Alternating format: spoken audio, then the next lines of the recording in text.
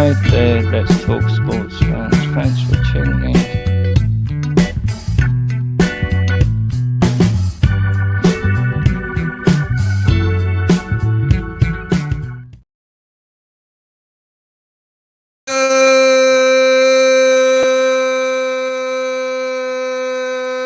Good evening, everybody. Welcome to another great LTS show. I am your host, Bodkins.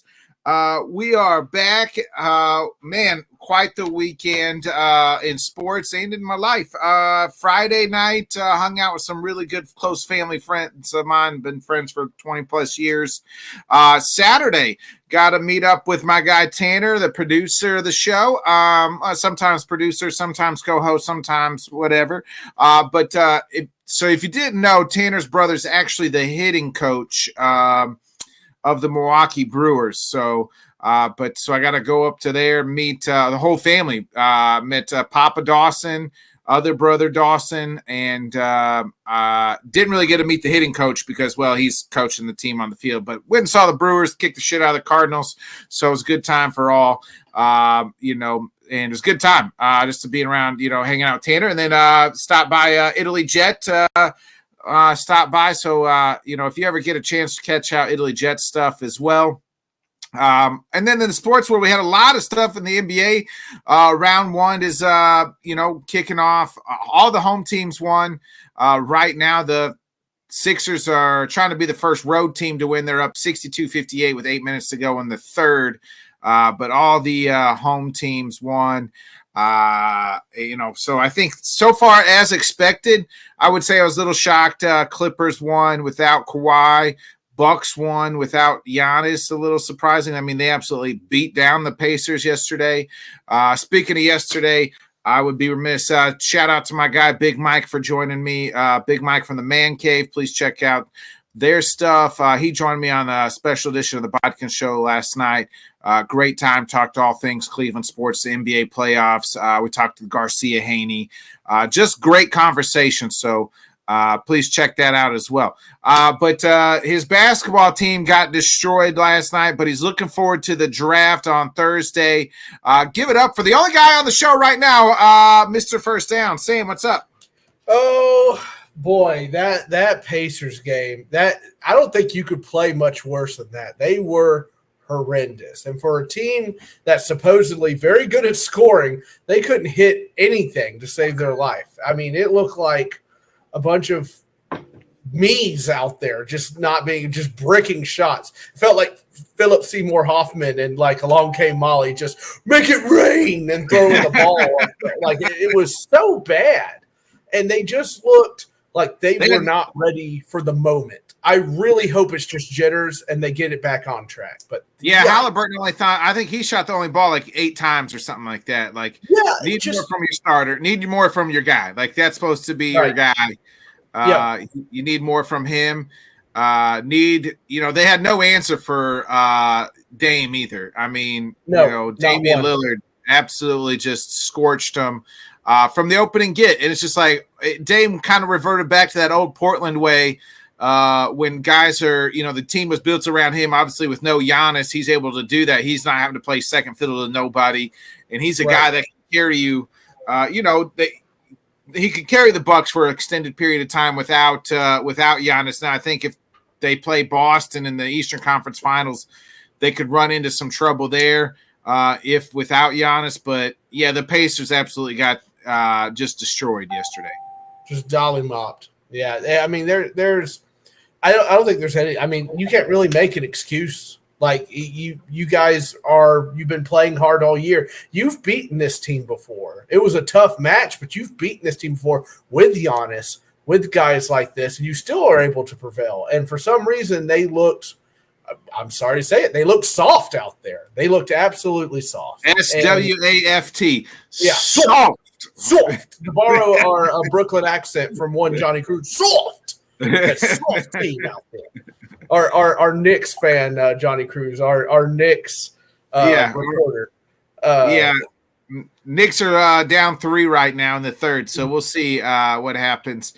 Other than that, though, it's draft week. It's draft week. It is draft week. It is smoke screen season. It is smoke. I mean, it's 420 was 420 was Saturday, and there was plenty enough smoke just that there is going around, in the NFL draft as well, Sam.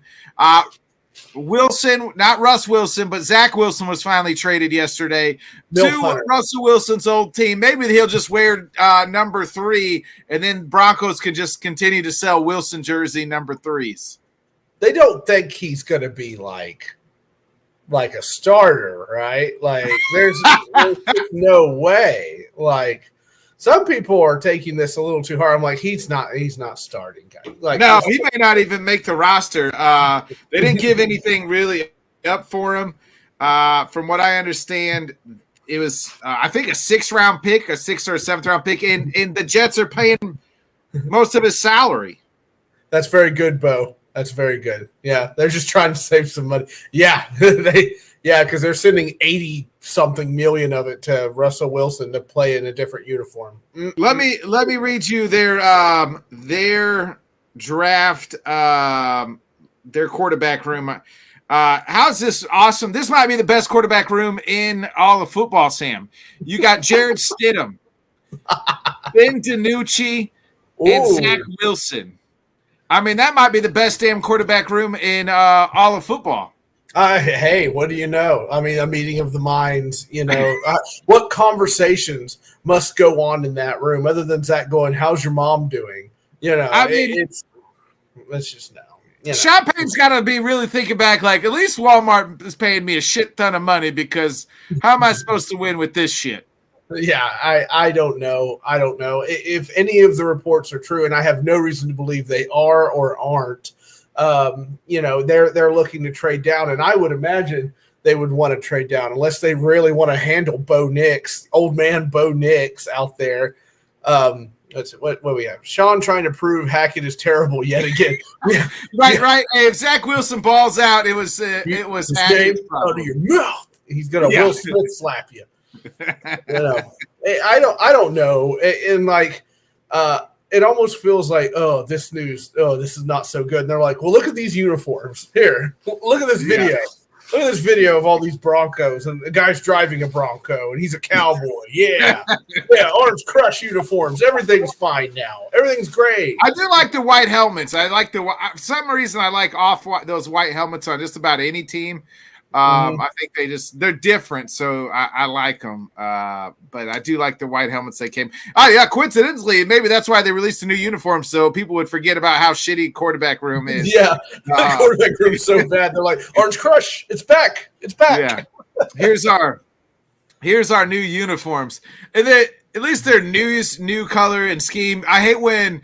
I think the Jets did it this year too. It's like look at our new uniforms, and there's nothing you can't even. It's so hard to find like what's new about them. It was like, the logo, is just in a different place than that's the same fucking uniform you had last year. Don't try to fool me. Well, what's new about this? It's emerald green like it was before. What am I missing here? Yeah, well, I don't get it. They've got to take a quarterback, and maybe Bo Nix can't be be that bad. Like he's got to be better than those 3. I would try that before I run one of those. He's going to get drafted. He's going to be like, fellas, when I was your age, Yeah, Bo Nix is going to get drafted. He's somehow older than all 3, so we'll see. I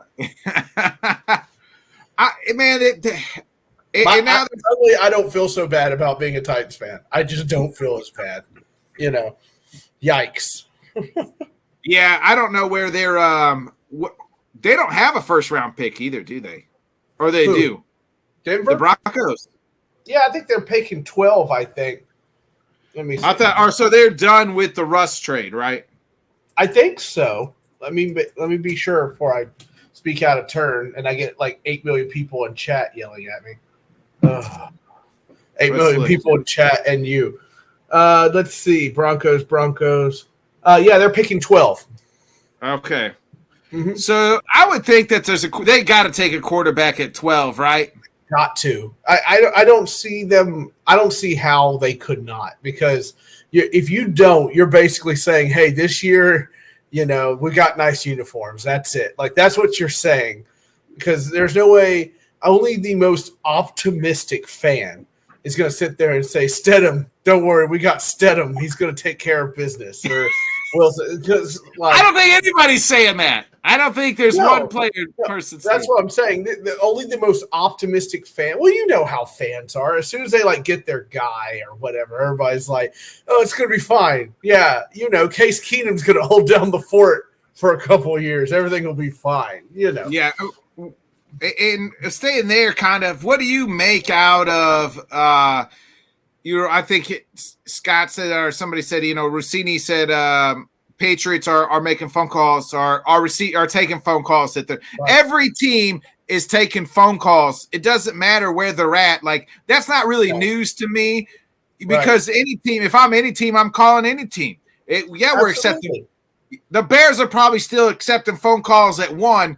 Because and they probably know they're going to go Caleb Williams 99.9. But if somebody said, if the Washington Commanders called him today and said, we'll give you next four-year first round picks plus 2 seconds, and we'll just move up one spot.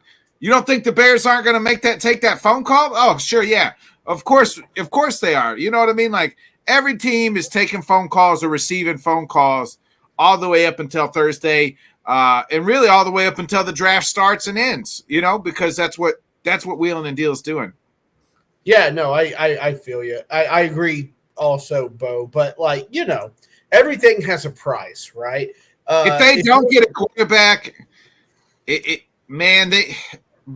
probably finish dead last in their division. Yeah, they might cashing it in. They would be probably 2 teams. What would you think they're over under? I mean, 4 or 5 wins? 5 wins?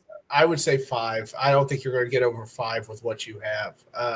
Unless Sean Payton, if Sean Payton coaches his ass off, you'll get 7 or something like that. But they are horrendous. That's you're not going to win the division, so you can kiss the playoffs goodbye. That ain't happening. So because they no longer have Jerry Judy's 4 wins, and I got a bag of popcorn for it. So if they get over 4 wins, Bo's buying a bag of popcorn for you. Let me. I'm trying to find that. I got there. Let me look at their depth chart here. Oh God, it's a tumbleweed just floating around the plains in that depth chart right now. Okay, so they won't show me their commercial. I wish their roster here. I mean, they don't have I'm just looking at their roster, just glancing at it. There's not. I mean, they got good running backs. What's his name? Javonte Williams. Yeah, he's. I think you summed it up perfectly. Their roster. I mean, ... That about summed it up. Cortland Sutton's still a guy if he can stay healthy. If he can stay healthy, there's always the IF word, right? I mean, Javonte Williams is their best player for sure. Yeah. Without question. I just don't see it. It's. I mean, Patrick Surtain is a dude too, so I don't want to diss on him, but I think every team's got some dudes. But it's just is that enough to overcome all the adversity you're about to go through? And I just don't see it. Let's just hypothetically, if they didn't draft a quarterback, even if they do draft a quarterback, let me pull back this up here. So you got to think, if they don't make a trade up, because right now Minnesota's at 11 and they're 12, and it's all being reported Minnesota's trying to move up to take a quarterback. Let's just say hypothetically, Caleb Williams won. It's another quarterback. And you'll stay there, Scott. You'll come out when you start saying "Go Guardians." That's when you can come out. They're let's say number 2 is Jaden Daniels, or another quarterback. Patriots going to take a quarterback. Then you got down. Maybe the Giants take a quarterback at 6. Vikings are allegedly to take a quarterback. All right, I'll send you down some food, Scott. Okay, I'll send you down some food. So it'll be interesting to see what they do. Possible. It's possible. They would if they don't make a trade up, they would take the 4th or 5th best quarterback in this draft, and you're looking at. I mean, Michael Penix. I don't mind. I like him, but it could be Mike. It could be McCarthy, which seems a lot of people are high on him. Could be. Do you buy into the Drake May fall from grace? I don't. I think somebody's going to take him. I really do. Well, it could be the Patriots. Yeah, it wouldn't surprise me it's the Patriots because everything we're hearing all of a sudden is boo on Drake May. But when I look it up, there's nothing really saying why. It's just like, yeah. What happened? I've watched him play. I thought he looked fine. Yeah. I mean, only time will tell. I'm not a draft. I don't watch a whole lot of college football to begin with, to be honest. Sure.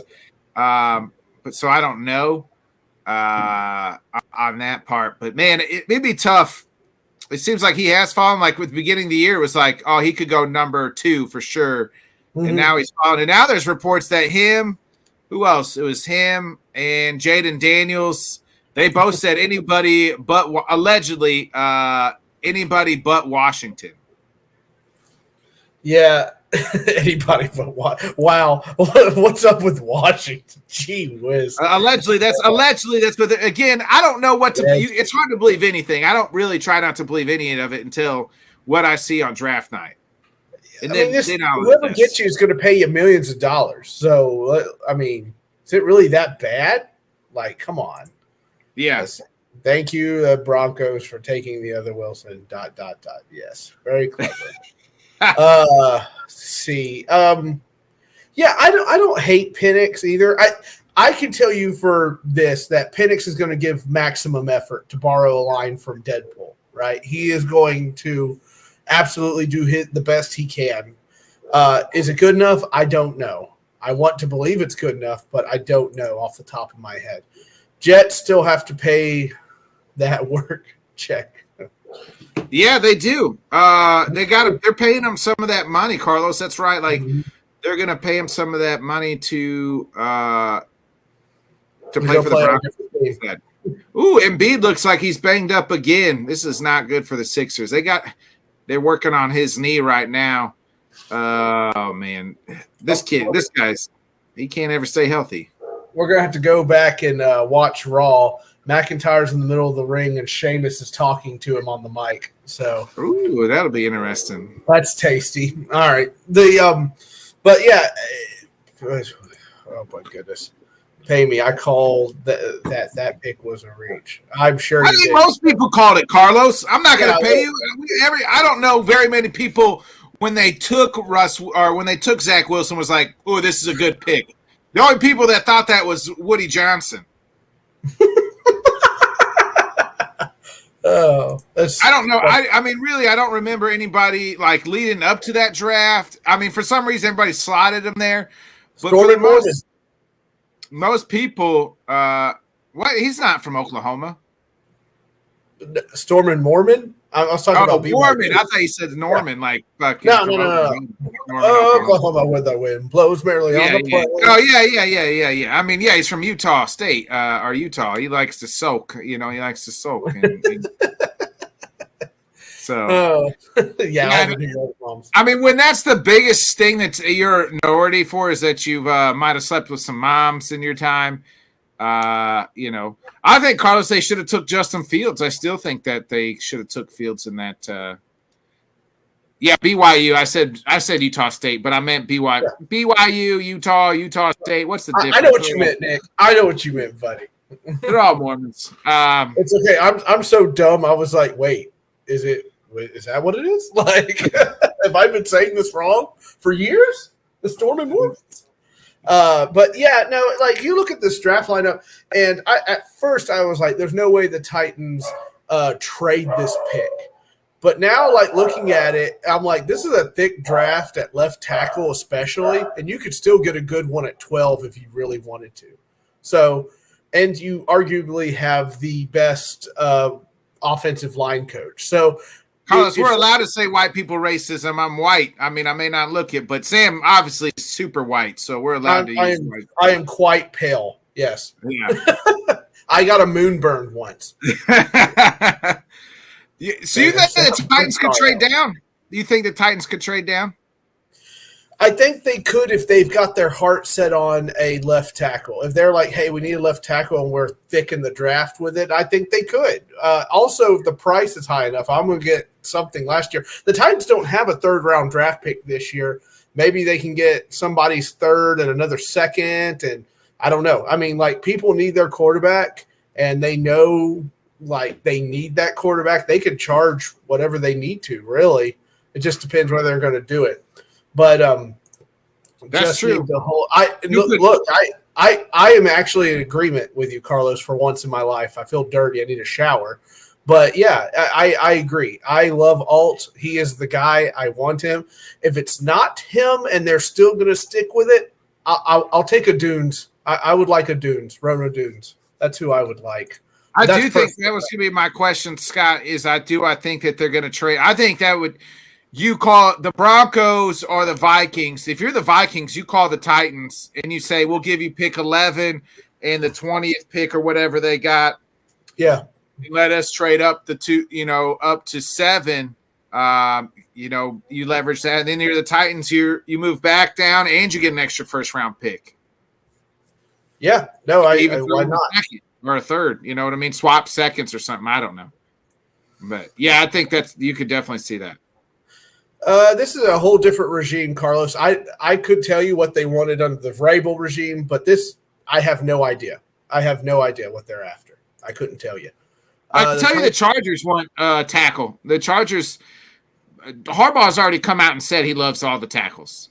Right, he loves all the tackle. I don't know. Harbaugh's not really the most trustworthy guy that I'm like, yeah, I believe you. You know. Yeah, Scott, you're right. I don't think they're going to trade. Nick, you can't trust people that get tattoos. You know. Shut up. That means you're grown, Sam, once you get your first tattoo. Oh, yeah? I can't wait till I become a man. All right. Do they have, you got a long way, buddy. Do they have a second option? Yeah, there's other things they could fulfill in the draft there. They can get a defensive end if they wanted to, but knowing Callahan and everything that I've heard and read and talked about, it's wide receiver or left tackle. That's how I see it. Now, I would prefer wide receiver – I would prefer left tackle. I would like you to just go ahead and get Joe Alt, and I can hold down that position for 13 years or more. But if he's not there, get you one of these top wide receivers and move on. That's how I see it. Is the clock ticking on what's his name? The kid from Arkansas, Burks? Yeah, I think it is. If they take a wide receiver in the first round, his clock is like. Oh yeah, it's definitely. It's definitely. And in a press conference, Callahan said they've got to try to find a slot receiver in this bunch, be it Kyle Phillips. And he started rattling off the names that could play slot.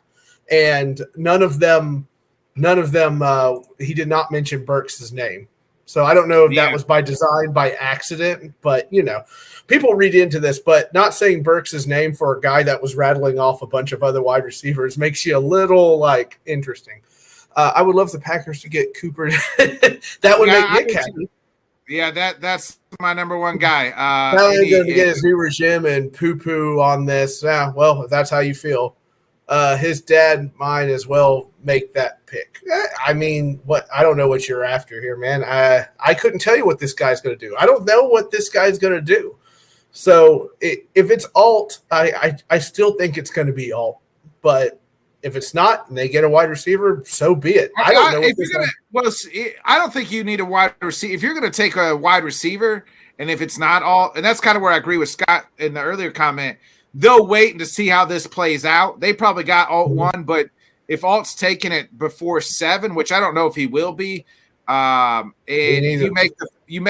you answer some phone calls or you call the Vikings, the Broncos, and say, hey, you want to come up for this pick, we're going to trade down because you could get a just as good a wide receiver later down in the draft. Yeah, no, I agree. All these make sense. It all makes sense. My heart is set on Alt. That's who I want. And will I get him? I have no clue. But I don't know what this offense looks like. I don't know what this new regime wants or yeah. Well, it's all gonna. It's you want to protect Will Levis, right? So like you have to have an offensive line. Yes. That's what she said, Carlos. So like that's. You just said it so often. That's what she said, Carlos. And yeah. So that's like you want to protect it. You want to protect Will Levis, give him his best shot. Best shot.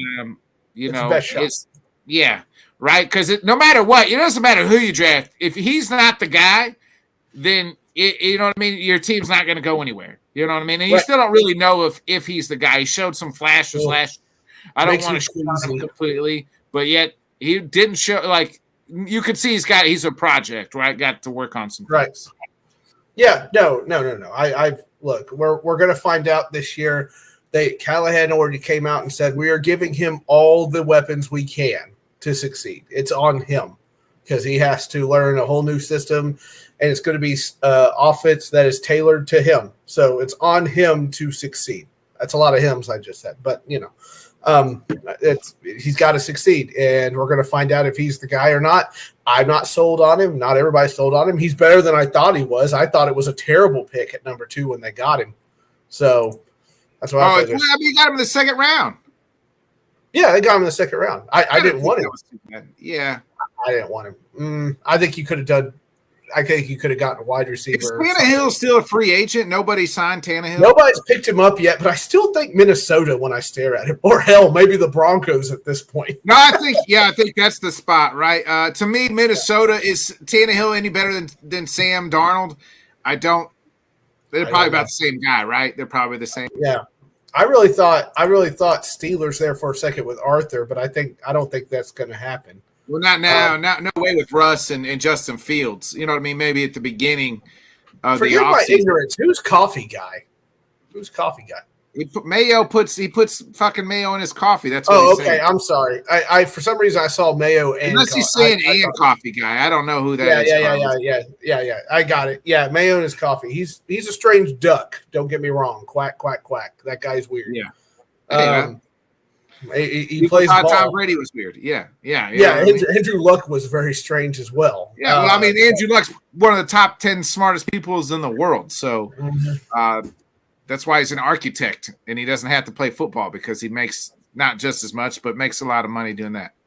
One of the right ones to play that guy, Tannehill. It's the maybe if he's looking for starters check, that's on him and his agent. But I think Tannehill would be a good guy. For a backup, somebody. What's a team that's got a fringe court? You know what I mean? A fringe starter, a guy that gets banged up. Minnesota, and you can't really be thinking about Darnold. You really can't be thinking you're going to walk in. Is Tannehill any better than Sam Darnold? I don't think so. At this point, I don't know. I want to. I know Tannehill doesn't see ghosts. I can tell you that much.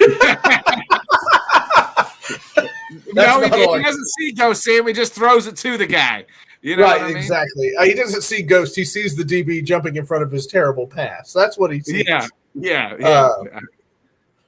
Not at 7 or 8 million. Well, look at the QB market around here nowadays. He's going to get a job. Yeah, I get what you're saying. Carlos. He's a free agent though, so like his agent's got to tell him, "Hey man, phone ain't ringing." And he'll probably, if he might be playing his cards right and just wait until training camp and then sign on. Do the Joe Flacco thing. You know what I mean? Yeah. Joe Flacco's back up in Indy right now. You know what I mean? Like go to Jackson. He'll start this year. He'll start this year. AR is going to get hurt again. I can feel it. Yeah. I can feel it. Jacksonville could use a backup. The Raiders. They can't be sold on Minshew the whole time, right? Like Minshew manias in Florida, Florida man. Yeah. Which teams are the ones to keep an eye on? Are you talking about like quarterback wise for Tannehill? Minnesota, Denver, Oakland. Sure. Yeah, Oakland makes sense to me as a backup. Yeah. I like that. I think that makes sense to me. Even some team like the Chargers, right? Remember after Herbert got out, they ran out a bunch of different guys. You're telling me that they can't bring in a guy like that? I just see them. When we did our mock drafts the other night, I had them taking Bowers. I feel like I don't know. Bowers seems like somebody they would like, but I haven't seen. Yeah. Alan meant the draft and special. So I'm obviously interested outside of my own team. I'm interested to see what the Bears do, especially at that 9 spot. In just this is the first round. Just looking at them, looking at as well the Cardinals. They got the 27th. What they're going to do with that 4 spot is Marvin Harrison Jr. going there as well. So the Cardinals got a couple big draft spots too. So interested in what they do at 4 and at 27. A lot of people like Neighbors at so it'll be interesting. Come Thursday night, we'll find out. One guy we don't have to find out from, and that's Mr. Biringer Bomb himself. It is his favorite time of the year. It is the Stanley Cup playoff time, baby. Lord Stanley Cup, Sam. It's one thing I hate about hockey and basketball in general. The damn playoffs start in May, but we got to wait till like 2 months to damn near, or April. We got to wait 2 damn months to decide a winner. But the guy who's going to tell us who's going to be playing for that Stanley Cup playoff is none other than our guy who teaches us about hockey every Monday night. Give it up for Jim Biringer, baby. Yeah, look at him. Look at him with his what up? What's up, Jim? What we missed you last week. Everybody? He's got the strike hat. Jim, Stanley Cup playoffs started off tonight, right? Tonight? No, Saturday, man. Where you been? Saturday. Okay, over the weekend. What matchup just in the first round should we keep an eye on as far as upsets? I mean, I keep an eye on all of them. I mean, Islanders right now playing really well against Carolina. They're going to have to hold on in third period. Always like that one. I think that could be upset special. Vegas, obviously, against Dallas. Look, everybody's picking Dallas to go to Cup final. Maybe win a Stanley Cup this year, but they got a tough matchup with Vegas because Vegas is healthy. Mark Stone's back. Petrangelo's back. I know everybody's upset. Oh, here we go again. Vegas circumvents the cap. They didn't do anything that was against the rules. Okay, every other team can do it. Your GM didn't decide to do it. So stop complaining about stuff that you can't control, like Vegas does. Their management is just better than you, and they know it. To quote MJF. But you go around the league, right? And Tampa played well against Florida in game 1. They just came up short. I mean, Bobrovsky made a hell of a save on Stamkos with like 2 minutes and 30 seconds left, or else that's a tie game, and they hung on to win 3-2. I mean, Nashville was in control of game 1, and they just 2 goals in 12 seconds. It just did them undone in the third period. But I think Nashville could stick with Vancouver. I could see them winning that series. But LA's got to get a save. Same with Edmonton. I mean, we're gonna see what happens tonight in game 1 with LA and Edmonton, and we got game 1s in Dallas and Vegas. Maple Leafs. Playing a good game 2 after getting blown out in game 1. They're playing a good game 2. Austin Matthews on the board. So, look, they changed some things up. And again, I wish Scott was here tonight. But I'll say this, I'm not a fan of this rotating goalie stuff. Jeremy Swayman was 3-0 against. He's now 4-0 against the Maple Leafs and held them pretty in check in game 1. So I think he's your starter moving forward. I've said it, and I wasn't surprised that they went to him. But again, now Bruce Cassidy, he's in Vegas, but Jim Montgomery's going to be questioned if the Boston Bruins don't win tonight. Why are you rotating guys? Why are you not keeping Swayman in there? Why are they rotating the goalies, Jim? Why not just keep the hot guy in there?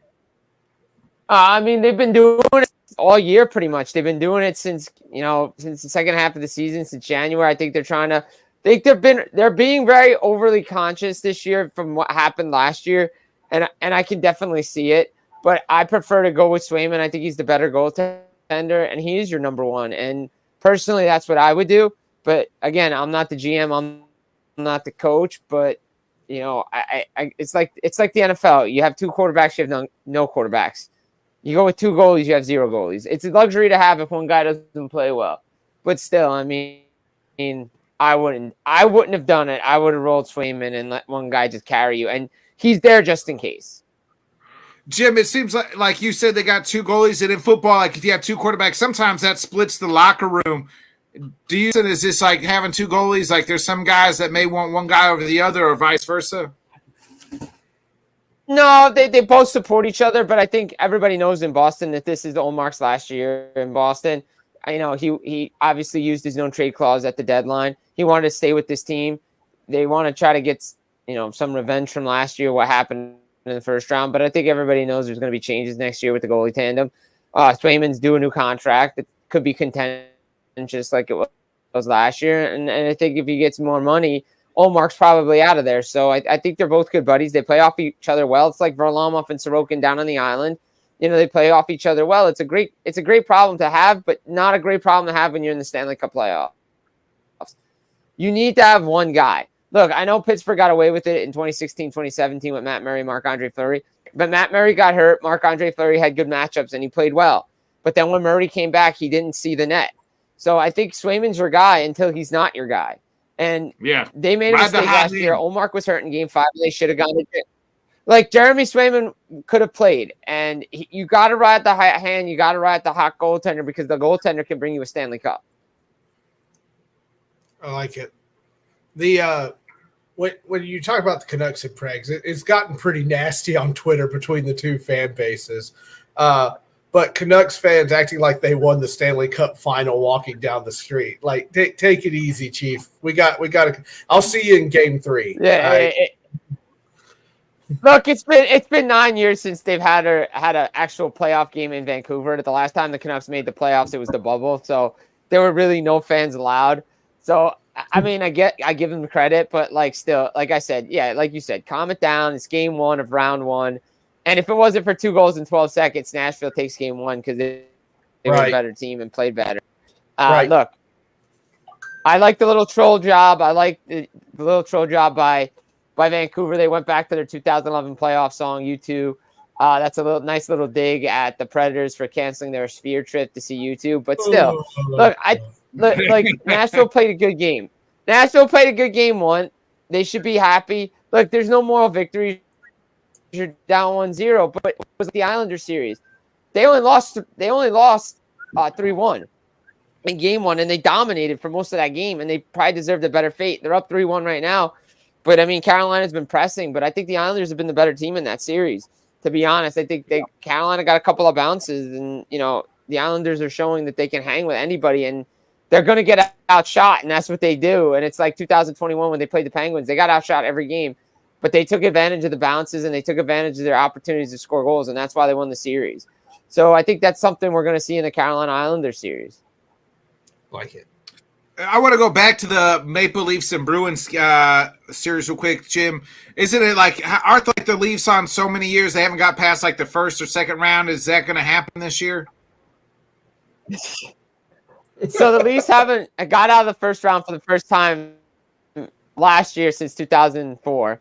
Oh, so they got out to the conference finals since 2000.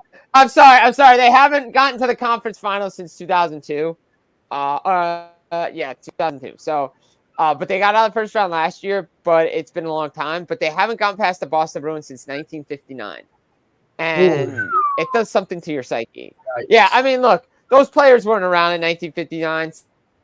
Some of these players weren't even there in 2013. But the core group of this team has been there for this and has been there for these collapses in Boston. And they got to figure out a way to get it done. Look, Matthews has stepped up, got a goal tonight. Big goal gives the Leafs the lead late in the third period, and we'll see what happens.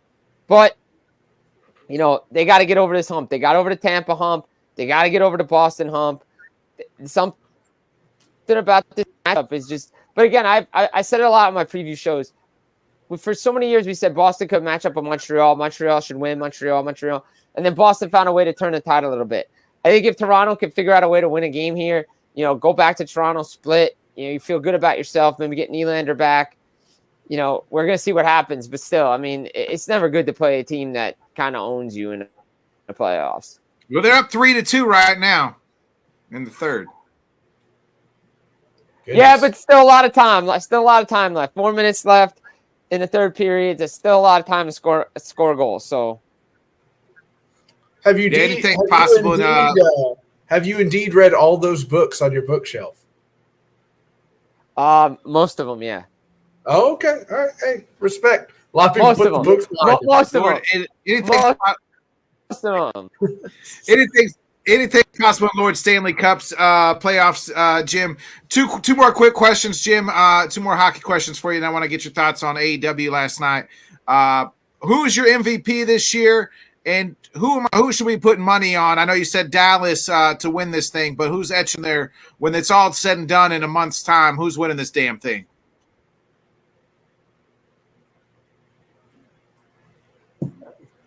All right, so for me, it's a lot of debate for me since I kind of vote. I have to vote on this thing because I've been asked to. For me, there's 3 guys that are going to be in this race. It's going to be Nathan McKinnon, Nikita Kucherov, and probably Austin Matthews because of the goals he put up. Panarin should be in the discussion. There should be like 5-6 guys in this thing.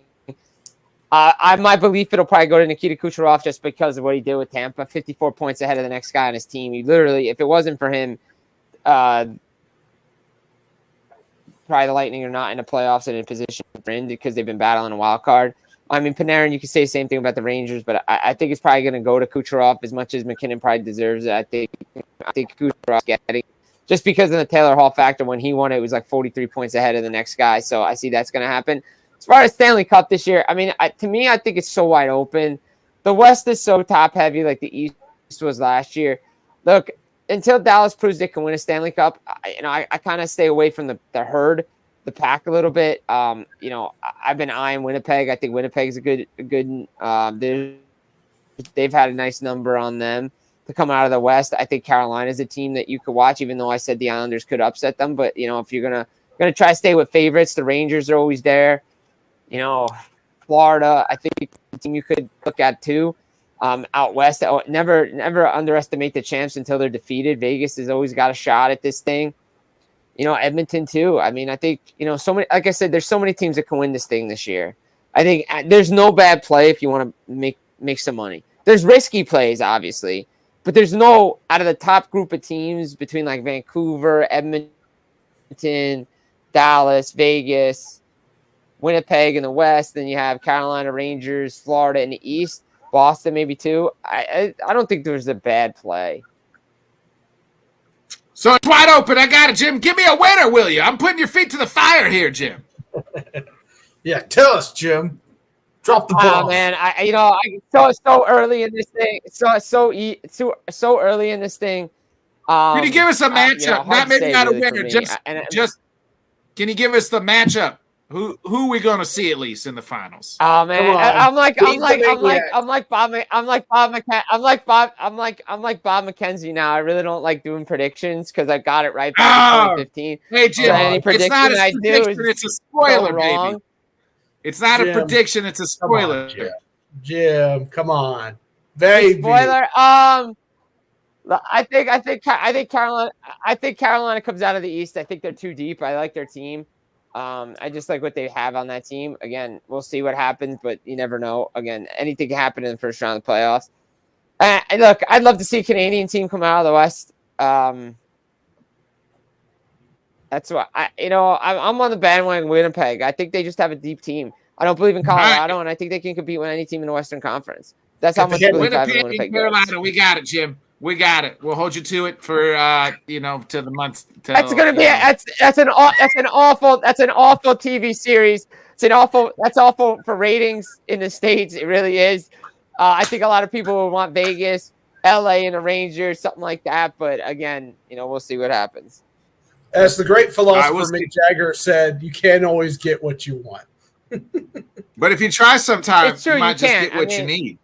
You get Winnipeg. Yeah, it's true. Winnipeg. Or you get Edmonton or you get Vancouver or somebody. You get somebody you don't want. But, hey, look, real quick. I see a lot of pundits on Twitter talking about the NBA playoffs and how they stink. I'm like, hey, Hockey's wide open. Come on over. Watch the best playoffs in all of sports. Right here. We got you covered. Ooh. All right, Jim. I want to get your thoughts. And speaking of the best, Mr. Will Ospreay and Bryan Danielson put on an absolute clinic last night for about 30 minutes. That might have been one of the – I don't want to say the best wrestling match or whatever, but by God, Will Ospreay just keeps every time shows he's the best damn wrestler in the world. That's all I'm going to say. Yeah, I agree with you on that. Yeah, I mean, Will Ospreay, best wrestler in the world. You know my feelings on Will Ospreay. I seen him in person. I thought the match against Bryan Danielson probably better than the Omega 2 match at Forbidden Door. I mean, he just continues to have bangers after banger after banger being full-time with this company. He's only gotten better on the mic. He's only gotten better in the ring. He's a confident wrestler. He knows what his abilities are. Him and Bryan Danielson, great counter moves, great wrestling. You know, hopefully Danielson's okay taking that Tiger Driver 91 at the end. But what a match. I mean, unbelievable. You knew this was going to be a great match the minute they announced it. So, I mean, hats off to both guys. It stole the show. The crowd was out of it like they were after Ospreay and Omega in Toronto. I mean, I felt bad for the guys in the ladder match. You had to follow that thing, and then the main event too. A nice little pop for Jack Perry. Unbelievable.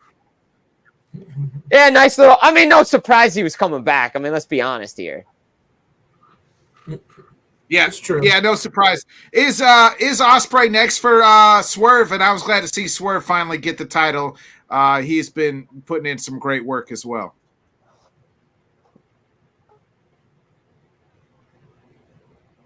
Yeah, I think he's next for Swerve. I could see Ospreay and Swerve for the belt at Double or Nothing, unless they decide to go Joe Swerve rematch at Double or Nothing and set something else up. But it feels like this is Ospreay's time. But then you feel bad because it could be Moxley Ospreay maybe at Double or Nothing too, because they're kind of getting into that feud there with. Moxley might be next for Joe. Oh, I was going to say Moxley with Ospreay with the Callis family. It seems like there's a feud going. Yeah, you could do that.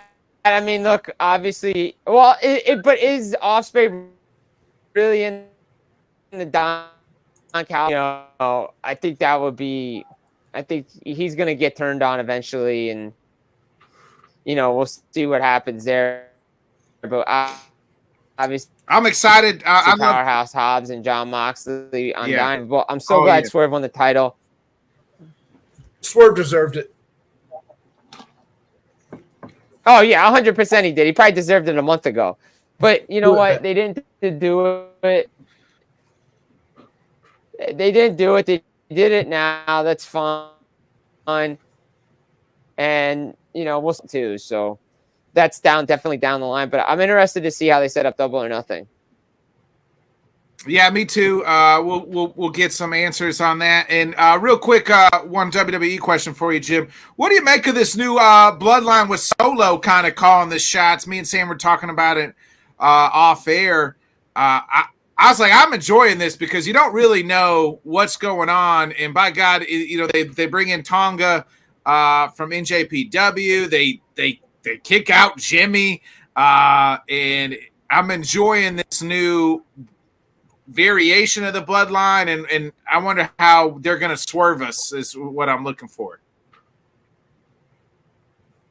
I mean, I love it. I think this is great. Ruthless Bloodline, ruthless leader, street leader that is Solo Sikoa. You bring in my MFT, you know, you got Tama Tonga, King Haku. We know that. We know, you know, look, I love how it's more ruthless. We don't know who's calling the shots. Roman's going to be out a while. Is it Roman? Is it The Rock? Who's calling the shots? There's got to be punishment for guys that fail. Jimmy Uso got beat up and got kicked out. Ruthless guy like Tama Tonga there. We saw what he did with Bullet Club. This guy is made for the Bloodline, and I love every minute of it. And they just keep it entertaining and rolling. And by the way, can I give a shout out? New WWE Tag Team titles, the best title in WWE right now. Those are beautiful Primo. throwback to the original tag team belts. They're And beautiful. maybe, just maybe, that title that we all hope is coming for Cody is coming when he brings back the Winged Eagle belt. Yes. I want it. I We want need the that Winged belt Eagle back. belt. I I want need it that. I back. want that belt. I back. need it in my life. I need that I belt want it back. in my veins. That's what I want. It's a beautiful belt. It needs to be honored. And I can't. And look, it stinks that LA Knight lost to AJ Styles, but that was the way they were gonna go, set the heel up, because Styles and Rhodes have history, the Bullet Club, all that stuff. So you can said feed into it, that. That's gonna be a great. I said it publicly. Be a great match. Yeah, I said it publicly that LA Knight did not need to beat AJ Styles because anybody going against Cody is going to get beat. And I just kind of felt like he needs to go on to Logan Paul, or he needs to go on against Damian Priest or something like that. Like, that's a feud that we need to watch. So 100%. Yeah, I think so. I think we've waited long enough. We've been very patient. We've been waiting patiently on the line. I just think it's time to go. Because I think I was telling Nick this too. There's just the undeniable. So I mean, look, I think he's ready. Yeah, it's time. Alan asked, chances we see either Charlotte, Alexa, or some other surprise tonight? Maybe. I haven't seen anything yet. I haven't seen anything. And just like that, the Vegas Golden Knights strike first. No surprise. What a shocker. Well, I'm in shock. I'll tell you what. And of course it's Mark Stone. Who else would score? Of course. Who else would score? It's almost like you knew this was going to happen, Jim. What else are you hiding from us? As Nick's internet goes out. Yeah. That's okay. Okay. What? I banished Nick's him. internet went out? That's what happened. I'm going to visit him one day. I'm going to drag a coax cable all the way to Missouri to plug it in. Because we can talk more. We can't talk about him very much. Again. Well, the opening goal for the Vegas Golden Knights. Woohoo! Are you back? Woo! How you doing? You good? You back? Oh no! Come back. He's back. Nick's not. He's not back. Is he back? Is he back? Oh, why does he keep doing that? Come back, Nick. Nick, do you want me to introduce you? Like, what's going on? Come back. Stop leaving. Stop hitting the button. I was hitting the button as you was hitting the button. I think.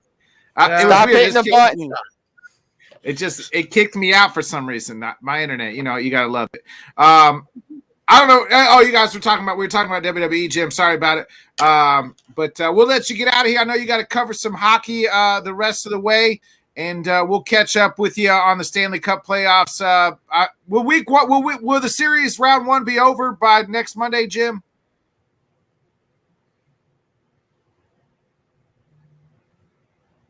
No. No. It shouldn't. No.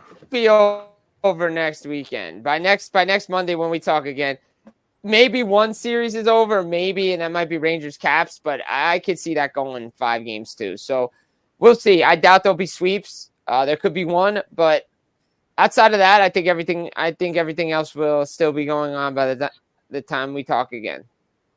All right. Well, we'll catch up with it on next week, and we'll see what happens this week on AEW Dynamite. That'll kind of see us where Swerve's going to go and what's next for Mr. Ospreay and this Bloodline story. I mean, I'm thrilled about it. Paul Heyman. Hey, we appreciate it, Jim. Keep dropping them Behringer bombs, and we'll catch you next Monday, brother. And who's the megastar? Always a pleasure, guys. Take it. L.A. Knight. Yeah. Yeah. Take care, Peace Jim. out, boys. See you, boy. Bye. Ain't nothing like a bad internet connection to make me feel. I don't know if that was just all me or was that some of him. That was both of y'all. He puts in that headset sometimes and plugs it into his phone, and it gets really weird with him and his voice coming through. But we We made it work. We got through it. We got through it. I am a bridge over troubled water. I will not let you down. Hey, there you go, my friend. You're the best, Sam. That's why you're the best. Hey, I don't know where our great hitting coach is tonight. I don't know if he's wrapping up something with the boys. He just doesn't like us anymore. You hurt his feelings or something last time. Something about Greg Maddox or something. I don't know. Was that last week? Did we not talk to Jonathan last week either? It's been 2 weeks. We talked to him. We talked to him last week. Yeah. Oh, we did. Yeah. Oh, we did. Yeah. I don't remember. I don't. Dude, I can't remember shit anymore. Hey, don't worry about it. Don't worry about it. Forget about it. Forget about it. It's fine. It's fine. I will say I'm pretty happy so far with my Guardians. I'm ready for them to face somebody a little bit more harder. Chad Gable's cooking Alpha Academy. Jeez, yeah, he roasted him pretty hard. Yeah, that was a good heel turn by. I hope it really projects him. He really is a good wrestler. We need Chad to be. I want to see Chad in the limelight. I need to see it. But yeah, it's gosh, so much about the NHL playoffs and everything else. Oh, Nick, Robert Thomas is here. Victory. What's up, Rob?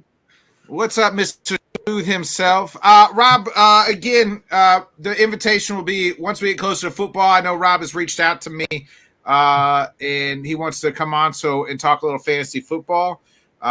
So yeah, we will. We'll do that, Rob. You're going to be joining us soon. So once. Hooray!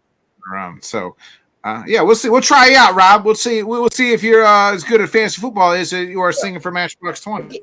We'll give you a shot. Yeah, we'll give you a shot. By the way, you were stellar in Matchbox 20, Rob. Don't you listen? Do you still carry the hoop earring in your left earlobe? That's all I want to know. That's all I want to know. Anyway, but looking around the sports world, you got the draft coming up. What do you think like the Green Bay Packers absolutely have to walk away with in the first round? What do they have to walk away with? Well, my dream is Cooper DeJean. You know what I mean? Like that's my guy. My dream. Yeah. But we definitely some secondary. If they go offensive line, I'm totally okay with it. If we go secondary, offensive line or secondary, you know what I mean? Like that's right. And we probably need another middle linebacker somewhere. Sounds vaguely familiar. Everything you just said. But yeah, I was just curious because the Packers, I kind of feel like are in this. Well, I mean, you got a different defensive coordinator now, so maybe you don't have to curse so much during football season, at least about that. Well, we'll see. This is the first year in like probably the last 5-6 years that we have not. Where it's not. Oh, we got to take a receiver. We got to take a receiver. That's the thing. It's like we don't have to take a receiver this year because our receivers have built out, built on something. You know what I mean? Like they can build on what they did last year. So Tanner's happy wherever he is. The Chiefs have locked up their management team and the head coach up for a little bit. All three of them. I mean, who would have thought, right? You win back-to-back fucking Super Bowls. What are you supposed to do? You know what I mean? Wow. Who saw that coming? Yeah, take notes, Jerry Jones. Should have done that. Should have done that with Jimmy. I was going to talk to you about that a little bit. This whole thing with the Cowboys, I mean, what are we doing here? You can't say you're all in. Like, surely he knows that. Like, I don't know. If you're a Cowboys fan, there's no way you're, like, sitting here like, this is great. Like, this is fine. No, the dog no, the fiery room, this is fine. It's fine. I think Cowboy fans hope this year's – I think what happened last year was the worst thing for Cowboy fans because they actually made the playoffs. And Jerry said they needed to go on a run, and we all had Fat Mike being fired at halftime of the Packers game. That didn't happen. Now you look at you look at it. They don't have a running back on their roster. They don't have receivers a free agent after his contract's up. Micah Parsons' contract's coming up. Dak is playing on a 1-year wonder. Mike McCarthy, I believe this is his last year, so he's a lame duck coach. Like, this has got disaster written all over for it. So if I'm a Cowboys fan, you just pray that it is a disaster, and they just you probably want to keep Micah Parsons, and you probably want to keep CeeDee Lamb, and then you say, I hope we finish bad enough that we get a top 5 pick, and you draft a quarterback and you start over. Because you can say what you want about Dak Prescott. I don't think he's the guy that's going to be able to lead you to the Super Bowl. So now, who are you going to get better than Dak? I don't know. I've said that before. When they signed Dak, when they signed that Dak to that contract, who are you going to get better than Dak right now? You know what I mean? Where they were drafting at. They got to finish in the top 5. The worst thing that would happen is if they make the playoffs again or finish, somewhere, around 500. They need a bad year to get a top 5 pick so they can get a top 5 quarterback next year. And then that can restart the clock with a new coach. Cool. All right. I like that. It makes sense.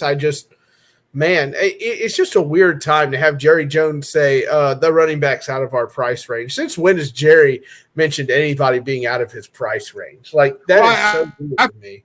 Or they could bring Zeke in again. They could bring Zeke back. They could bring Dalvin Cook, one of those older veterans that are out there. Yeah. No, they could. It's just weird to hear him say something like that. It's bizarre. We're living in a strange time now. At least he didn't draft Johnny Manziel, and his son took that card out of his hand. So there's always that. Jerry doesn't believe in rebuilding. That's the problem. Yeah, okay. That's true, but you've been rebuilding since 96, whenever your last Super Bowl was. So that's not really true because you've had to rebuild, and they've had different variations of teams that could have, went and done things, and they just couldn't get it done. So, Yeah, that's all. It's a mess. It's a mess down there. Is the NFC, you think, going to be more of a mess? Is it still the 49ers are going to lead the way, you think? I don't see anybody really stepping up unless something happens here. I think the Lions, Packers could be right there. The 49ers lost some defensive guys. You know what I mean? They did. So that'll be interesting. They got to figure out this Brandon Ayuk situation. He seems to be one day he's asking for a trade. One day he does I'm going to unfollow unfollow everybody on Twitter or Instagram, whatever it is. And then it's, everything's okay between him and what his agent says. So they got to figure that part out.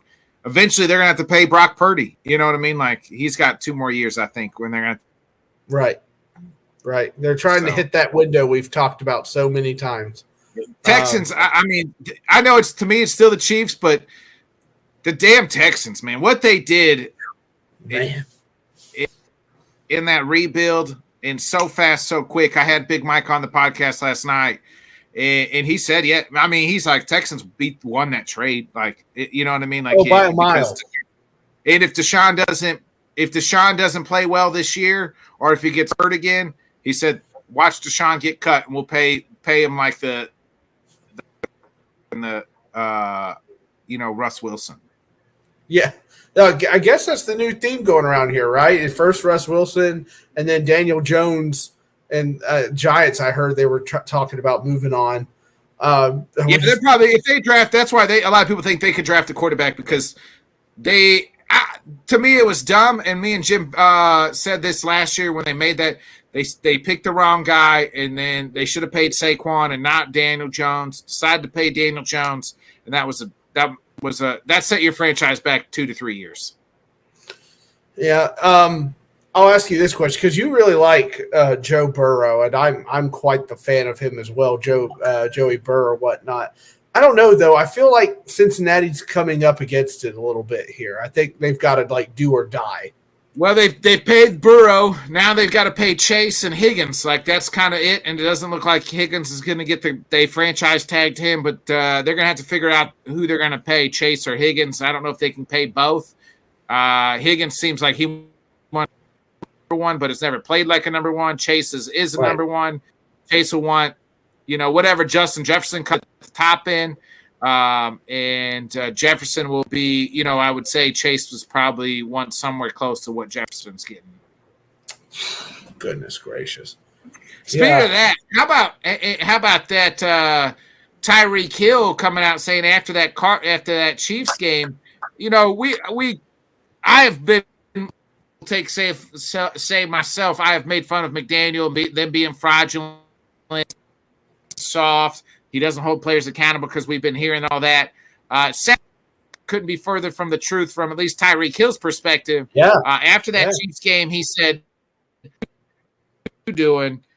We pay you all this money, and that's what the hell? We didn't get shit out of you today." Is pretty much what McDaniel said. And kudos to McDaniel knowing his player. Like some guys could say, fuck you, right? Like, fuck that. I'm not doing this. Instead, Tyreek's like, that motivates me, makes me want. I promise I'm never gonna have a bad. Like, I promise I'm gonna turn out every game. Like that. He told me I was the best player in this league, and they do depend on him. And he was kind of banged up going into that game. But kudos to McDaniel trying to fire up his guy and try to motivate him. Yeah, late in the season, everybody's banged up. You know what I mean? Like everybody's working through something or whatnot. But I'm with you on the McDaniels thing. I mean, the guy that wears wheelies into the the freaking thing. You're not probably thinking he's going to be one that's going to confront somebody and say, "Get your shit together." And the fact that he did, I actually really liked that video. I think I even retweeted it. I was like, "Goodness gracious, finally!" Like I was wondering how it is. I didn't see that on Hard Knocks. That would have been awesome to see. But yeah, it's messy. The Dolphins are an intriguing team. They look like a juggernaut 1 second, and then they just lose to the lowly Titans for no reason, and then they barely show up against the Chiefs at a time when the Chiefs were struggling. Yeah, in 7-degree weather. Yeah, yeah. And I don't get it. And I'm curious because you look around, is it going to be another struggling year for all these teams around it? Are the offenses going to keep on struggling? It seems like every team, including my own, is trying to keep the offense from struggling with some big time passes and whatnot. It's an interesting case study because last year. Oh my God.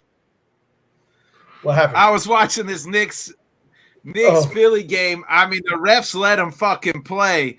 Holy shit. That's great. We need those refs. Those refs should be in every single game. Find them, spread them out. So they were down 5, Sam, with about 24 seconds left. Mm-hmm. And Brunson hits a fucking fadeaway 3. I mean, it bounces off the rim, goes in. Then they get the fucking steal, like a couple guys just battling it. And it probably could have been some fouls on either side. Ball fucking finds somebody, bounces around. Finally, they hit Vincenzo for a 3. Kyle Lowry's fat had a heart attack. He's headed to the fucking bench. They had to help him off. But now the Knicks are up 1 with 13 seconds to go. Beautiful. Wow. That's incredible. I got to go back and watch that for sure. There's about 20 seconds left.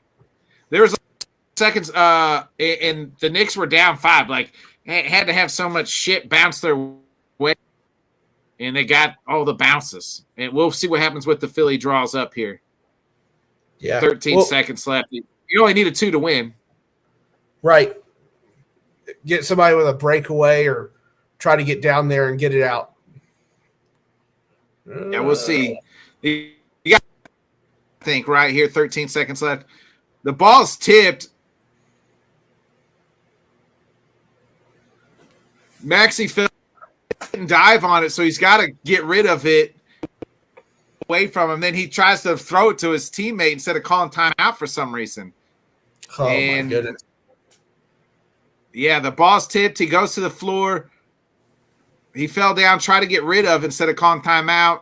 Knicks get it. Missed a 3. Guy gets a rebound. He falls down on the rebound, gets it to his teammate, kicks out to Vincenzo for 3 ball. Here we go. 13 seconds left. Knicks pass it in. Batum to Maxey. Maxey gets a screen from Embiid. Maxey's got the drive. Oh, it's swatted by the Knicks. The Knicks block it. The Knicks get the ball back with 6.6 seconds left. Beautiful. Nick, you should really do that as a living. Get up there next to Kevin Harlan and let the mouth rumble. Hey, I wish, baby. I wish. I don't know who number 55 of New York blocked it. That was clean block. OG Anababwe gets the rebound.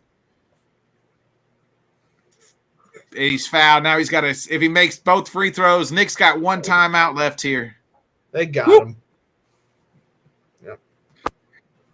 First one. So now if he makes this one, the only thing Nick's can do is tie. Right. Oh, snap. Oh, snap. Just when we were getting ready to. Yeah, we're about to be like, bye, everybody. Yeah. I was getting ready to clear out this. Oh, here we go. Knicks, our Sixers don't call timeout. Maxey to Embiid. Embiid, way deep three. No good. Knicks win. Take game 2. So. You know who else is winning? Us. Because we are about to dish with Grish. That's what we're about to do. Dish with Grish. That's right. Everybody's favorite hitting coach is joining us. I didn't see how his team did over this past week, but now coach us up on some baseball. We are now like almost the end of the month of our first month of baseball. Jonathan Grishman, baby. I'm so glad he's here. I had to pee so bad.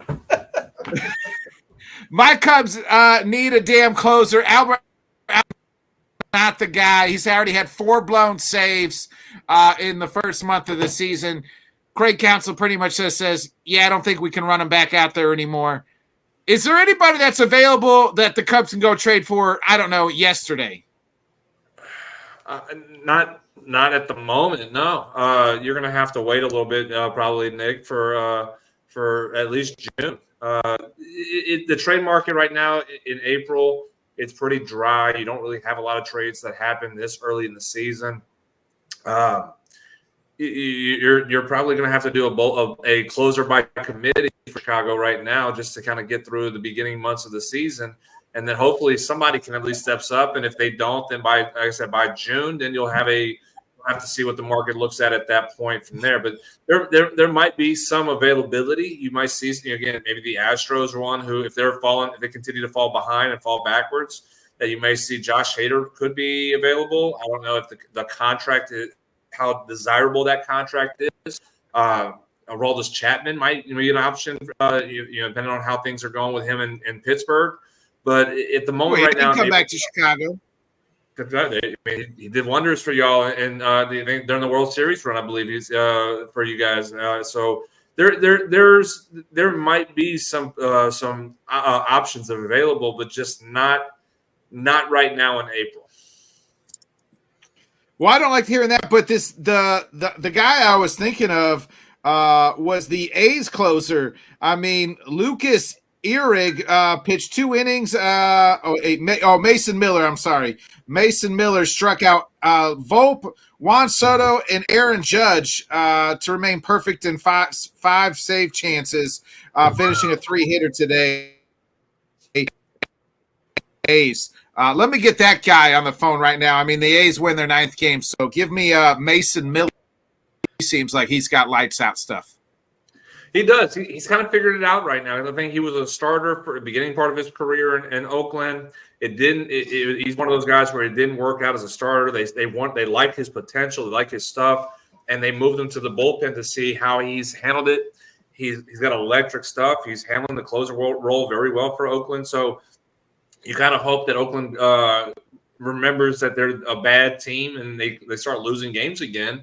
And you can see a sell-off with some of the players, Miller being one, Paul Blackburn as a starter might be one that we see happen. So, yeah, obviously Oakland is a team that you circle of a seller just because that's who they've been for many years now.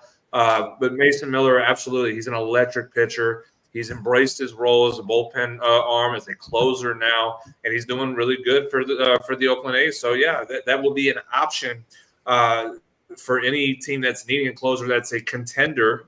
You could see someone package what you need to get and be able to bring him on board for that. And that would be a really good option, I think, for anybody. Make the phone call today, Jed. Make the phone call today. My guy Grishman says it's a good move. Jonathan, we're almost a month into the first month of the season. Are the Astros the most disappointing team to you because they're only 7-16? I know they're usually late bloomers, but are they going to dig themselves too big of a hole to climb out of? I mean, they're already 5 games back. Yeah, I mean, you have to put them as the most disappointing team right now, and the teams that you can make the case for. Toronto, they're 13-10 though, but they're in 4th place in the American League East. I'm looking at Minnesota Twins. They won the division in the Central. Not really a great, not really a big accomplishment last year. They're 8-13, and they've fallen backwards behind in 4th place. I'm looking at the National League. The National League. You can say the Miami Marlins because they were a playoff team last year. They were building something that could be looked at as an upward trajectory for their franchise, and now they're 6-18 and they're in last place. So I mean, 10 back. But for the Houston Astros, who they have been division winners, they've been World Series winners, they've competed in World Series for many years now, and for them to be as bad as they look, they have to be the most disappointing team in baseball right now. Their analytics say that they should be 9-14 right now. They're 7-16. So they're below the analytics of what they're supposed to be, which even then, 9-16 still makes you a last place team in the American League West. So this is something that they're going to have to figure out. I think the talent is still there in the lineup, but I don't think the talent's there in the rotation. And as I said with last week with Alan and Scott, if you're trying to convince yourself that Justin Verlander is your savior of your rotation, you are in deep, deep trouble. A 41-year-old should never be the savior of a rotation, and that's what they're expecting Verlander to be this when he comes back. Because there's a lot of issues in that starting rotation. There's been some issues in the bullpen lately too, and so right now Houston is in trouble. And if they continue this movement, I don't think they're going to dig themselves out of the hole this year. You love to see it. You love to see it. I know Alan's happy hearing that. I know he's probably doing cartwheels right now hearing me say it. If you're a White Sox fan and some idiot on this podcast picked him to finish second in that division, in this division, I mean, 3-19. Are we looking at the record wise, could be the worst team ever in baseball history? I'm sorry, I'm drinking my tea right now, listening to you say that someone picked the White Sox to win. I don't know, but I mean, Jesus. I mean, that's a big stretch to say that this could be the worst team in baseball history, because there's been some very bad teams. They could be heading that way, and we had this conversation last year about the Oakland A's. Was this going to be the worst the Oakland A's team of 2023? Were they going to be the worst team in baseball history? Unfortunately for themselves, they won enough games to avoid that moniker. The White Sox.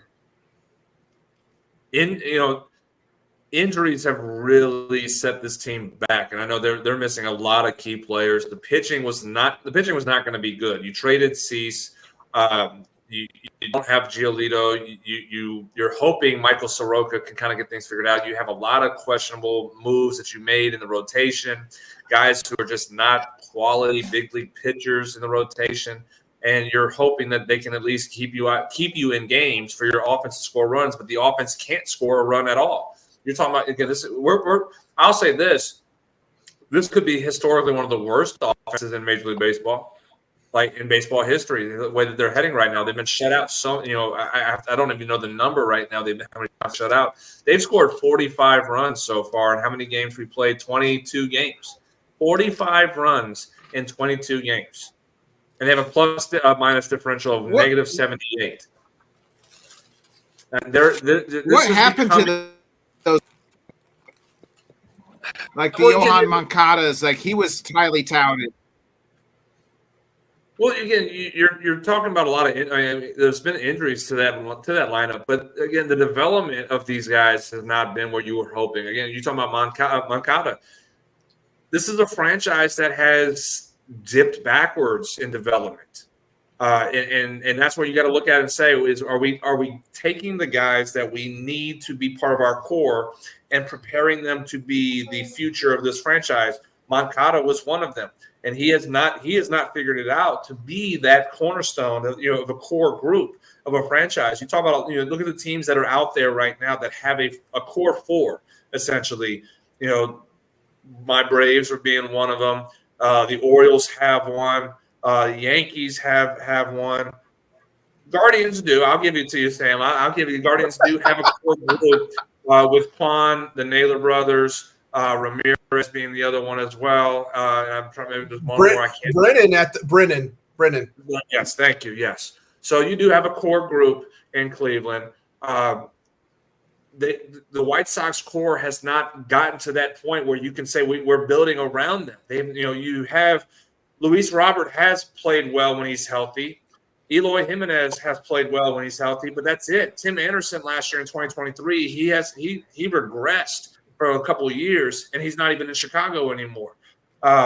Moncada can't figure it out, can't stay healthy either. So who's supposed – you lose Abreu. Abreu leaves in free agency, and now Abreu has done absolutely nothing in Houston, but he was a big piece in that lineup for the White Sox, and they haven't replaced him yet. So there's been moves and there's been lack of development that have really set this franchise, this proud historical franchise. They've set them back to where we're talking about historically bad numbers right now. And I can't at the moment. I won't go to the worst team in baseball history, but we could be seeing the worst offensively productive the worst offensive productive season in Major League Baseball history with this White Sox team. Is them not progressing? Is that on the organization or just? Or is that on the players, or is it a combination of all? It's a combination of both, but I think in this case, because you've had turnover with managers and coaches and the system, that's where I say the players do have a factor in. But because you have not put the right personnel to develop these players, it does go through the franchise. It goes to the organization, to the front office who've made decisions that have not worked. So it's a combination of both. I think because you have had, like I said, Luis Robert figured it out. He was hot last year. We were expecting him to be traded because his value was so high at one point. Eloy Jimenez has had moments where he's played really well. So some of your players have developed. Tim Anderson at one point was a hot commodity for the White Sox team, and then just something he lost it, and he wasn't the same player. And so that's where I say the player is responsible, but. For guys like Moncada, for other guys that have been in this franchise for some years, they haven't been able to figure it out. That does fall on the organization and the coaching staffs they provided to help develop these kids. These I won't even say kids anymore because they've been in the big leagues for quite a while. These guys they haven't been able to develop to be the next level players that they're supposed to be. That's what you're needing, and especially again in talking about your division. Detroit has a handful of players that are progressing in their development. That's why we're seeing them be in a second place team in the division right now and have the hopes of being a contender. The Royals are beginning to put themselves in position to build a core around Bobby Witt Jr. and try to focus on developing them. That's the front office and the organization putting the right staff together that is responsible for the development, and the players are the ones that have to be accountable for that development as well. So it's a combination of both. That the issue is in Chicago for the White Sox, but at the same time, the decision makers have to make the right decisions, and they have not been able to do that. Speaking of development and maybe rushing him up, Jackson Holiday, his batting average is .333. He has one more RBI than the three of us combined in the bigs right now. And his OPS is 1.27.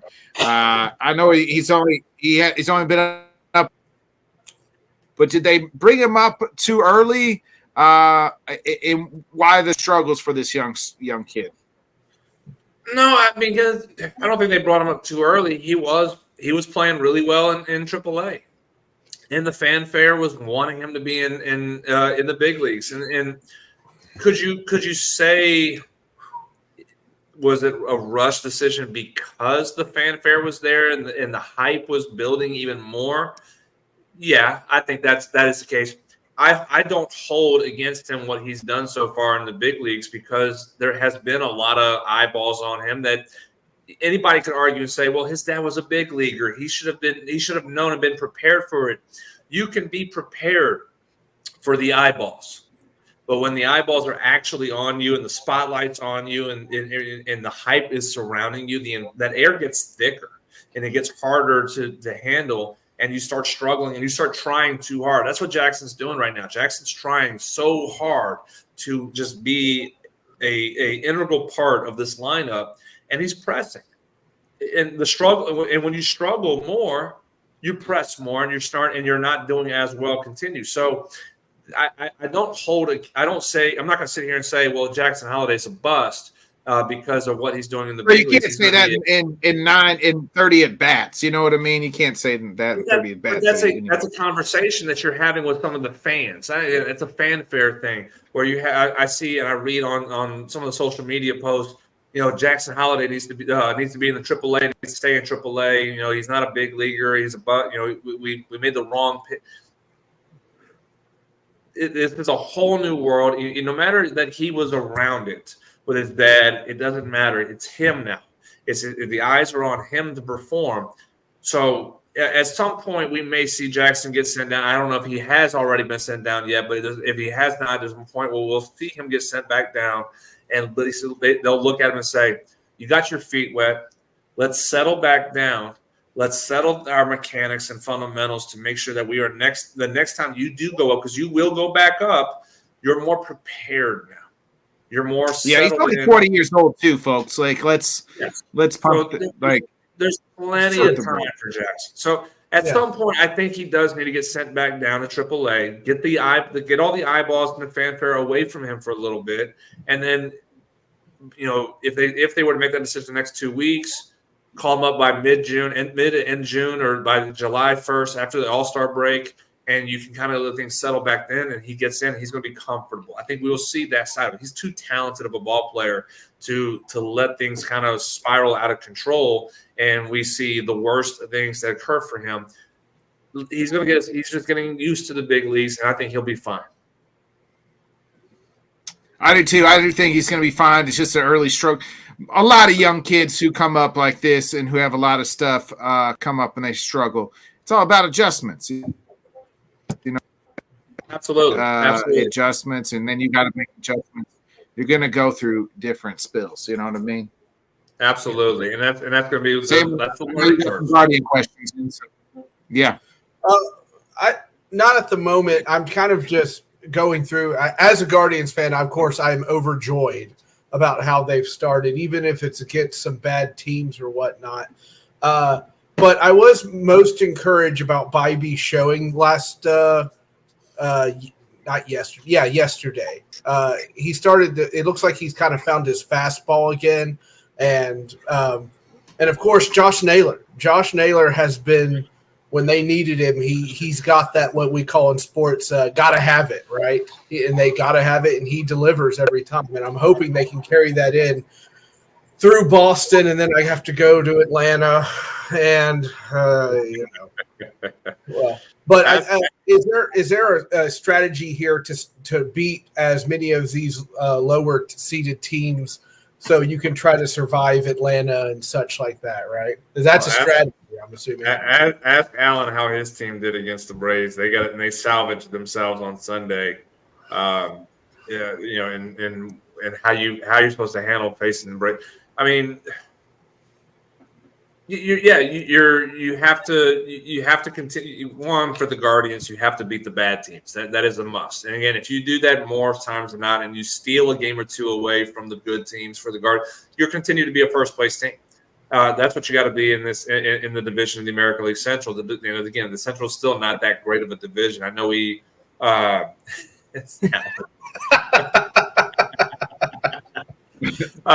but it's not that great of it. I know that it's better this year than what it was last year. The American League Central is. But it's still weak. I get it. Still, in comparison to other divisions, yes, it is still a weak division. I don't again, because the issue is how much do we trust the Guardians? How much do we? And I'll throw Detroit in there. How much do we really trust Detroit Tigers? How much do we trust the Royals to be a good team right now? We don't know that yet. So, but if you can continue beating bad teams and you compete with the good teams and you can steal a game or maybe even steal 2 games away from good teams, you're a playoff team at that point. Right. How good of a playoff team you are, that's to be determined. But if you can get that opportunity, you can steal a game or 2. You're in a good position. And again, I poke fun at Allen, but the Braves still have some things they're working through and what they've been tweaking and changing right now. And they're changing a lot of their philosophy because of the injuries they sustained. But at times, and I've agreed with Scott when he said this, the Braves have some vulnerability right now. There's still some injuries. Sean Murphy's out, and Ozzie Albies, he might be back on Friday. Obviously, again, Spencer Strider's out. Charlie Morton's a 40-year-old pitcher, so you can catch them and be able. And again, the Mets did that as well. The Mets caught us and knocked us down a little bit. Nobody's really threatened by the Mets, but they were able to take us a little bit in a series. So if the Guardians play, all the Guardians have to do, you're not out slugging the Braves. You have to be able to pitch them. That's the question for the Guardians, though, is the pitching going to be good enough to outpitch the Braves? Well, judging by what I'm reading, McKenzie will not see them. So that's a plus. That's a plus. That's a plus for y'all. That is a plus. But again, that's going to be if the pitching can kind of contain. You can't. You're not going to stop the Braves' offense. We saw that in Texas at times. I'm going to give Allen some flashbacks where you had Evaldi who pitched decently well, but it was death by 1,000 cuts. Where they just cut, base hit here and there. They may not have scored runs every time that he got on base or whatnot, but they were putting the ball in play, hitting it hard, finding ways to get on base, and putting pressure, making Evaldi have to pitch in pressure moments in the first inning, in the second inning, in the fourth inning, and so on through his start. That it taxed him and goes into a bullpen that's not really good. That if you can have your starter go 6 to 7 innings and contain this offense and slow it down a little bit, you have a chance to do it. But that's the $1 million question: is slowing down this offense enough for your offense to put runs and put pressure on the Braves. But and I'll throw this out there, Rangers did that. They scored early a couple of times. They scored. Remember it was Saturday. They had a 2-run lead in the third inning, and in a blink of an eye, it was tied. In the next inning, the Braves had the lead. And they didn't lose the lead. So you're gonna have to pitch. That's the best way I can really put it. Is you're gonna really pitch against the Braves offense for the Guardians to take at least try to take 2 games, and for sure have to be able to try to steal 1 game in Atlanta. Jonathan, non-pitch question real quick before we get you up out of here. The Saints, I have the number 14th pick on Thursday's draft. What would you like your Saints to who would you like to take? I have 2 selections in mind. The fanfare one of Brian Thomas, the receiver from LSU. I know that won't actually happen because the Saints never draft LSU players. But I think getting someone that a big body receiver, which we don't have Michael Thomas anymore, but you need a big body receiver. I know we have A.T. Perry, who was a rookie last year. He's still developing. But I think getting someone who's with the talent of Brian Thomas, who's a big body receiver that can fly, that can run, I think that would be a huge asset to Derek Carr in that offense. But I'm not going to go with that pick. I'm going with a practical pick, something that is necessary for the success of Derek Carr in this offense. I would like to see J.C. Latham, the offensive tackle of Alabama, to be the pick. Trevor Penning has been a bust for the Saints out of the first round. When we took him, he's not developed at all. He's more of a guard. They just keep trying to put him as a tackle, and he's just not. He just does not have the capability or qualities to be an offensive tackle, but you need someone who can go and protect the blind side. And really, offensive line is a huge mess right now because Ryan Ramczyk might not even be playing anymore. His knees have been – we're probably expecting him not to play at all in 2024. So offensive tackle is a huge must to get for the Saints. So my first-round pick for the New Orleans Saints with the 14th is J.C. Latham. I like it. Tell us real quick, how did the boys do this past week, and what do we got going on for the boys this week? Yeah, it was a pretty successful weekend. We split our weekend series against South Arkansas Community College. We had opportunities to win the 2 games that we lost. We just weren't able to get the timely hits that we needed at the moment. And we had the issue. The frustrating thing for us, we had 2 close losses, and then we blew them out in our wins.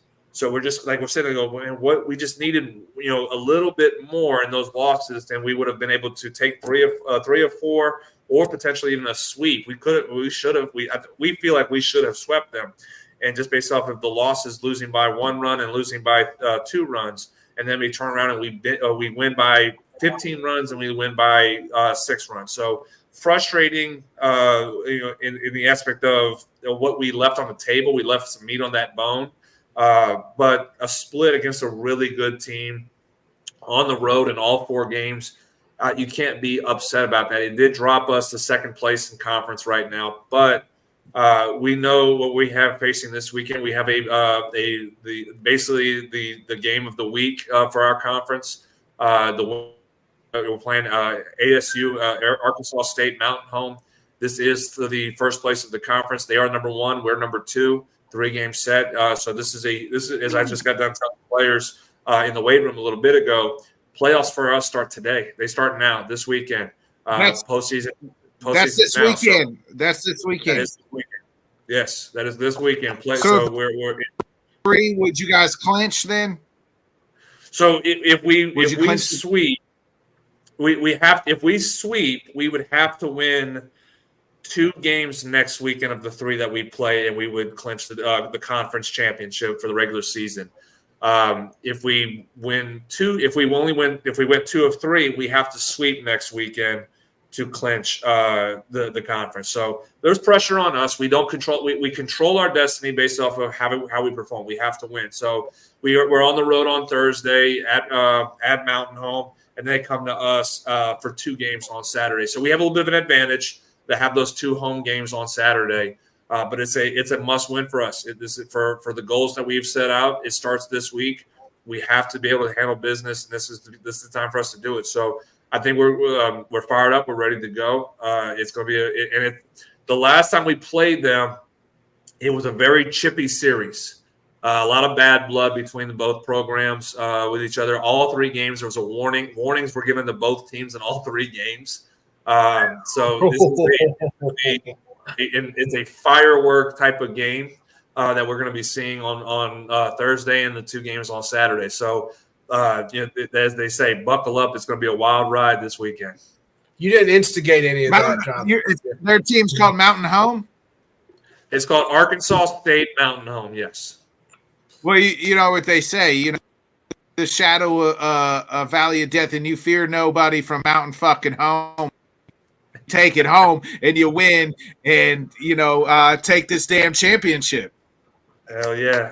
So that's what we're focused. We're ready for it. Like I said, everything that we've been through and what we've gone through and what we've been working towards is for this weekend to have a chance to compete for a championship, and like I said, and for the top seed of the conference tournament in 2 weeks.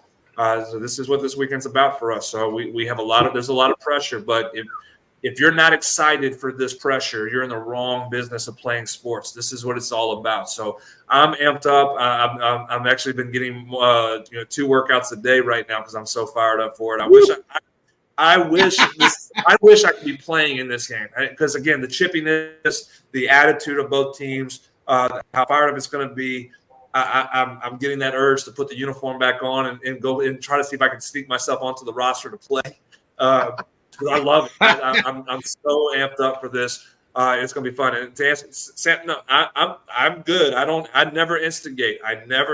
Now, this doesn't mean I don't. It doesn't mean I don't speak. I just don't instigate. If I get, Jonathan doesn't start fights. He finishes them. That's how it works.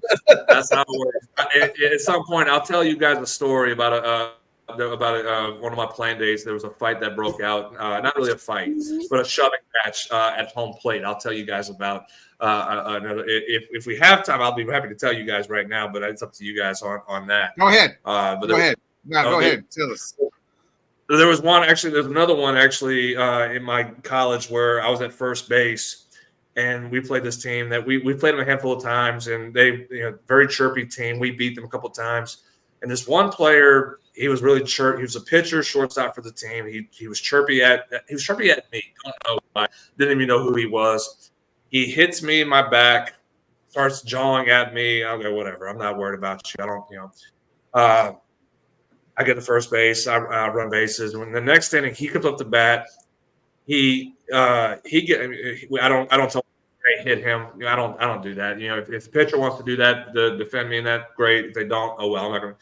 So he gets on base and he's at first base. He's chirping in my ear, just continues to talk. Again, I don't speak. If that's what you want to do, you want to do it. I call a pickoff. He gets a big lead. I call for a pickoff. My pitcher picks. He actually into my knee. Doesn't dive into the base. He dives into my knee to try to take my knee out. And I get to he knocks me to the ground. He gets on top of me, like over me, standing over me, and starts cussing at me and everything like that, like a football player would after a big tackle. And I get in his face. We're kind of going back and forth and everything, and we're separated. The umpire separates us, and I told him, "You won't do that again." Just said, "You won't do that again." And he says, I can't remember what exactly he said. He says something. So I go, he looks at me and goes, call a pick, and I bet you I will. I'm like, okay, sure. Call the pick off again. Pitcher picks. I catch it. He dives for my knee again, but I dropped my knee and broke his nose. His nose started bleeding. Oh. He gets up and he pushes me. I push him, and we're going at each other at first base. We have to be benches cleared and everything like that. And then we had to be separated. Fortunately, I didn't get ejected. He didn't get ejected, but he had to leave the game because he had a broken nose. So, but yeah, that was one. Again, I didn't instigate, but I finished it though. So that was one of my. Hey, well, hopefully you guys finish it and are able to play. Clinch that conference championship. Jonathan, can't wait to hear. Monday we'll be popping bottles for you as we celebrate. All right, definitely, guys, definitely. I'll be looking forward to it. Bye, Jonathan.